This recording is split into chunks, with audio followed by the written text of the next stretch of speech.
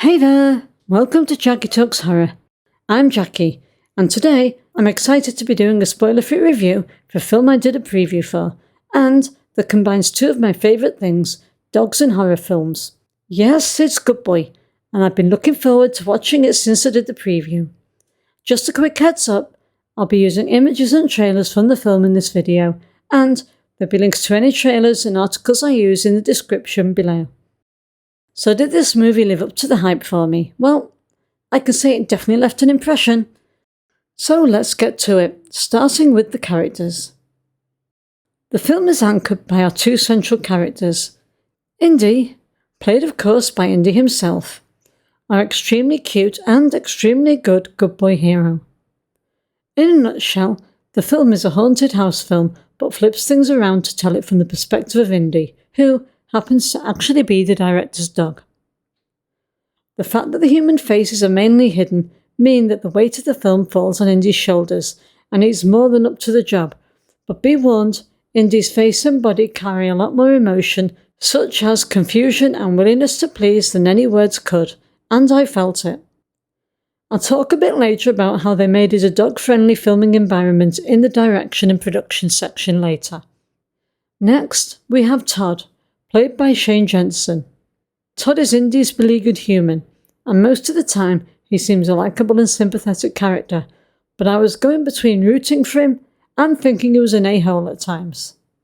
Jensen is making his feature film debut, with the film focused on his relationship with the dog as they face the movie's supernatural threats, and those moments come over as warm and genuine. There are also a few supporting characters as well that we hear and see at some points in the film. The main two are Vera, played by Ariel Friedman. She's Todd's sister. We see her from the neck down at the beginning and hear her throughout on phone calls with Todd. She seems like she's worried about her brother and seems to understand what is happening, although Todd resents her checking up on him all the time. And finally, we have Grandpa, played by Larry Fessenden.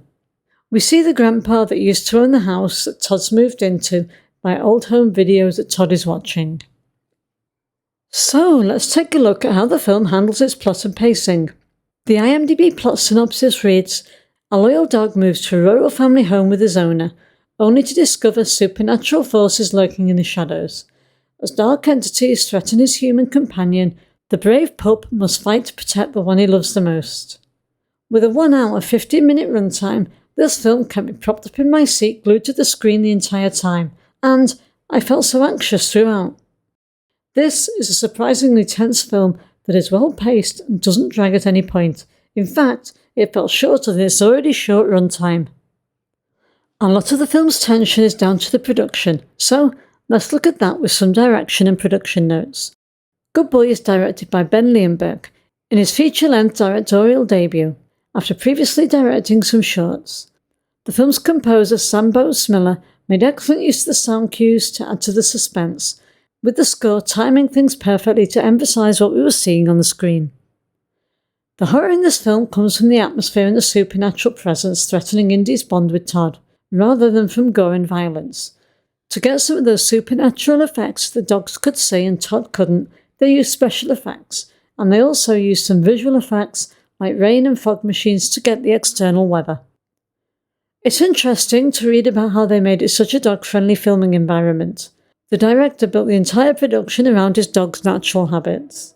When shooting the film, Leonberg made excellent use of the shadows and camera angles to convey the supernatural and creepy atmosphere, and always had Indy, if not the main focus of the shot, it was shot from his perspective. To pull this off, the crew used custom rigs and handheld setups, designed to mimic how a dog moves through a space. But it wasn't just a technical gimmick. This perspective gives the story a surprisingly emotional weight. Instead of a killer dog trope or monster animal movie, Good Boy flips it on its head. Indy isn't the threat, he's a protector. They even structured the production around Indy's comfort. Rather than constantly moving him to sets, the crew stayed at the filming locations so that Indy could wander the house naturally, making his performance feel less like acting and more like genuine dog behaviour caught on camera, and Indy interacts with the camera and environment with ease. In an interview with Be Disgusting, Leonberg explained, "It kind of proves what I've always believed about dogs. In movies, you can kill off thousands of people, beloved figures, even kids, and audiences will barely flinch. But touch a single hair on a dog's head and people will lose their minds. Just look at John Wick. The entire franchise is basically fueled on the fate of one dog. So to see people so invested in Indy feels weirdly natural and honestly kind of wonderful." Okay, so here's how I rate the film. For cinematography and soundtrack, the film gets 4.5 out of 5. It's beautifully shot and very well edited. They make excellent use of the shadows and camera angles to tell the film's story. The score is excellent and enhances the tension and complements the film's unnerving tone throughout. For visual effects and gore, the film gets 3.5 out of 5. There's very little gore in the film, and what there is part of the story that needs it. The practical effects in the main look great, and the places they use CGI were fine.